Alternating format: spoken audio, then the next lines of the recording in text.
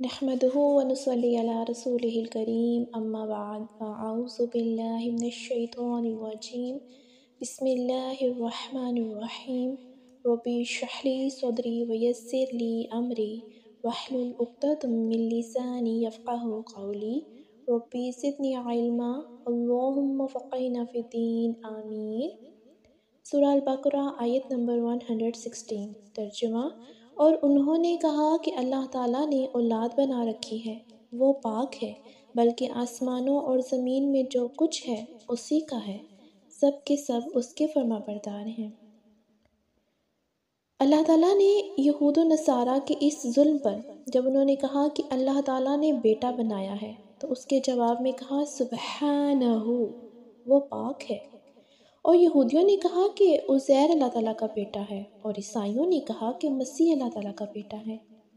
یہ ان کے اپنے منہ کی بات ہے اور ان لوگوں کی بات کی مشابہت کرتے ہیں جنہوں نے ان سے پہلے کفر کیا تھا۔ پھر اللہ تعالیٰ انہیں ہلاک کرے، وہ کہاں سے بہکائے جا رہے ہیں۔ سیدنا ابن عباس رضی اللہ تعالیٰ عنہ نے روایت کیا ہے کہ نبی صلی اللہ علیہ وآلہ وسلم نے فرمایا، اللہ تعالیٰ ارشاد فرماتا ہے، ابن آدم نے مجھے جھٹلایا، حالانکہ اس کے لیے یہ مناسب نہ تھا، اس نے مجھے گالی دی، حالانکہ اس کے لیے یہ بھی مناسب نہ تھا۔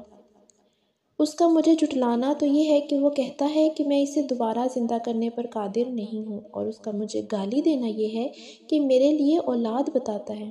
میری ذات اس سے پاک ہے کہ میں اپنے لیے بیوی یا اولاد بناؤں۔ سیدنا ابو موسیٰ اشعری رضی اللہ تعالیٰ عنہ نے بیان کیا کہ نبی کریم صلی اللہ علیہ وآلہ وسلم نے فرمایا، تکلیف دہ بات سن کر اللہ تعالیٰ سے زیادہ صبر کرنے والا کوئی نہیں ہے۔ مشرک کہتے ہیں کہ اللہ تعالیٰ اولاد رکھتا ہے اور پھر بھی وہ انہیں معاف کرتا ہے اور انہیں روزی دیتا ہے۔ ان لوگوں نے اللہ تعالیٰ کی شان میں گستاخی کی، اس کے باوجود پھر اللہ تعالیٰ نے انہیں رزق دیا، ان کی گستاخیوں پر تحمل سے کام لیا۔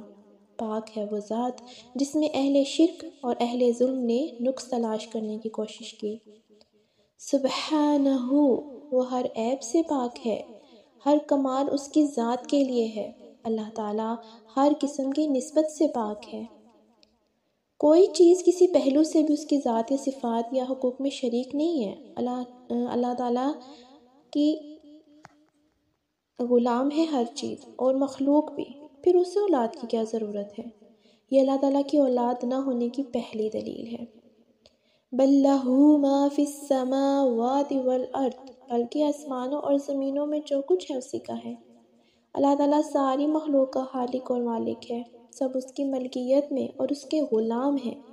ساری مخلوق اس کی محتاج ہے، وہ بے نیاز ہے، وہ اپنی مخلوق میں تصرف کرتا ہے۔ جب وہ بے نیاز ہے تو کوئی اس کا بیٹا کیسے ہو سکتا ہے؟ بیٹا جسم کا ہوتا ہے جبکہ اللہ تعالیٰ مالک ہے۔ قل لہ قانتون، سب اللہ تعالیٰ کی فرما بردار بن جاؤ، یعنی اللہ تعالیٰ کے سامنے مخلوق ایک حیثیت میں ہے۔ ساری مخلوق اللہ تعالیٰ کی اطاعت گزار ہے، یعنی خالق کی تدبیر کے تحت ہے۔ یہ قنوت عام ہے، جبکہ قنوت ہاتھ سے مراد اطاعت عبودیت ہے۔ جزاک اللہ خیر۔ السلام علیکم ورحمۃ اللہ وبرکاتہ۔